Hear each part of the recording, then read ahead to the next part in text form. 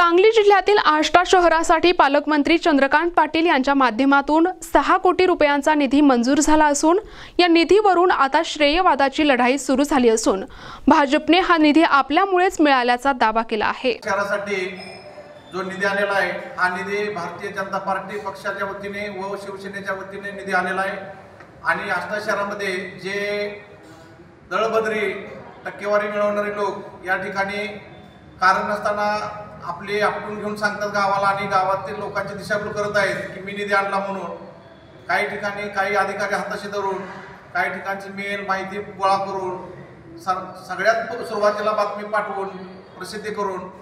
इंटरनेटचा सोशल मीडियाचा वापर करून आष्टाकरांचे जे दिशाभूल करणं आहे त्यांनी दिशाभूल करणं थांबवावं। कारण आष्टा गावातील जनता ही सुज्ञ आहे, त्यांना सर्व काही समजतं आणि ज्या लोकांना आतापर्यंत 132 कोटीची कामं केली म्हणून सांगण्यात आलेलं आहे ते साफ चुकीचं आहे।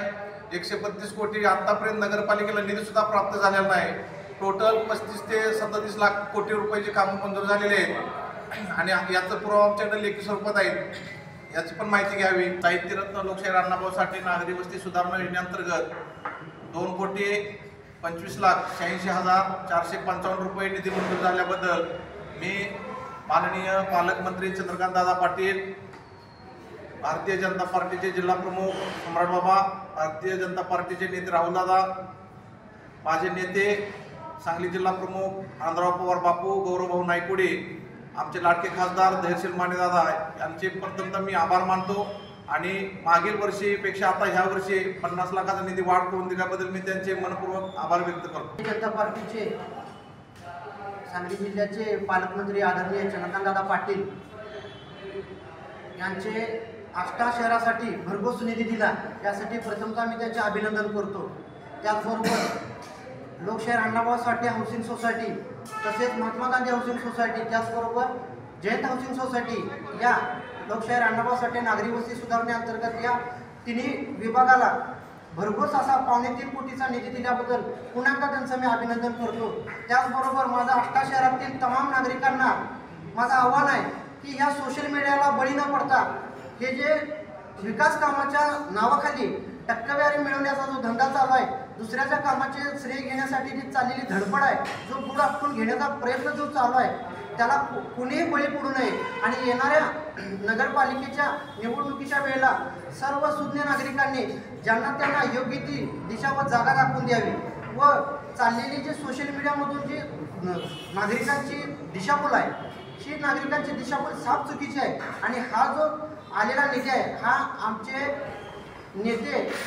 आदरणीय राहुलदादा माडिक तसेच सम्राट बाबा माडिक यांच्या विशेष प्रयत्नातून आष्टा शहराला निधी मिळालेला आहे आणि त्याचं श्रेय कोणीही घेऊ नये आणि श्रेयवादासाठी पिसाटलेल्या लोकांनी हे जरा चाललेलं नाटक हे थांबवावं। आष्टा शहरामध्ये भाजपचे पालकमंत्री आदरणीय चंद्रकांतदादा पाटील यांनी आष्टा शहरासाठी 6,69,50,000 रुपये इतका निधी दिल्याबद्दल प्रथमतः भाजपा, शिवसेना, रयत क्रांती त्याचबरोबर RPI,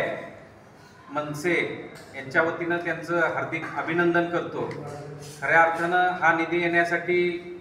आमचे नेते राहुलदादा माडिक, त्याचबरोबर सम्राटबाबा माडिक, त्याचबरोबर आमचे या सर्वांनी प्रयत्न केला। त्या पद्धतीनं या ठिकाणी हा आष्ट्यात निधी आलेला आहे। खऱ्या अर्थानं चंद्रकांत दादांनी मला शब्द टाकला होता की मी 7 कोटीचा निधी आष्टा शहरासाठी मागितला होता। त्या पद्धतीनं चंद्रकांत दादा म्हणाले तुला आष्टा शहरासाठी 7 कोटी रुपये निधी दिला जाईल। त्या पद्धतीनं चंद्रकांत दादांनी निधी दिलाय, याचं श्रेय कोणी सुद्धा लाटण्याचा प्रयत्न करू नये। त्याच पद्धतीनं उद्या येणाऱ्या